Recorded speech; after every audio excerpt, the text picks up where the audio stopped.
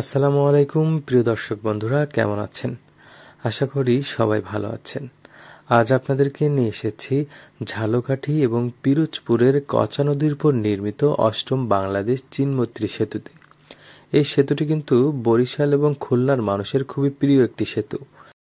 বিশেষ করে বিভাগীয় শহর খুলনা বা বরিশাল অথবা ঝালকাঠি বা পিরোজপুরের এই সংযোগ সেতুটি এই দক্ষিণাঞ্চলের মানুষের খুবই পছন্দের হওয়ার কারণ এই সেতু ব্যবহার করে খুবই অল্প সময়ে কুয়াকাটা বা সুন্দরবনে যাতায়াত করতে পারেন ভ্রমণ পিপাসু দেশি বিদেশি পর্যটকরা।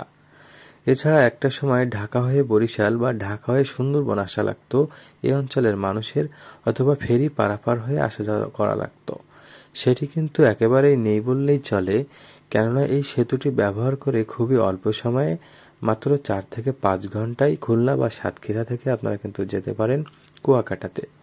আবার এই সেতু ব্যবহার করে 4-5 ঘন্টায় কুয়াকাটা বা বরিশাল থেকে চলে আসতে পারেন সাতক্ষীরা বা খুলনার সুন্দরবন ভ্রমণে। সে কারণেই কিন্তু এই সেতুটি ব্যবহারকারী মানুষ বা পর্যটকদের খুবই পছন্দের।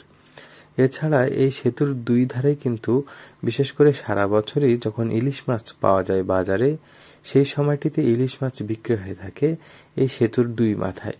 যে কারণে এই সেতু ব্যবহারকারী মানুষ যেমন আনন্দ ভ্রমণ করে এই সেতুটি পারাপার হয়ে থাকেন, তেমনি বাড়িতে ফেরা বা ভ্রমণে যাওয়ার সময় ইলিশ মাছ ক্রয় করতে পারেন খুবই তাজা।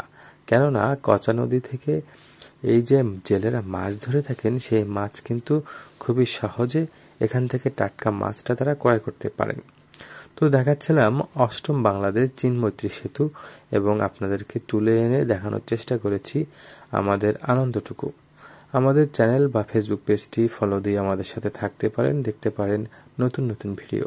ভালো থাকবেন সবাই।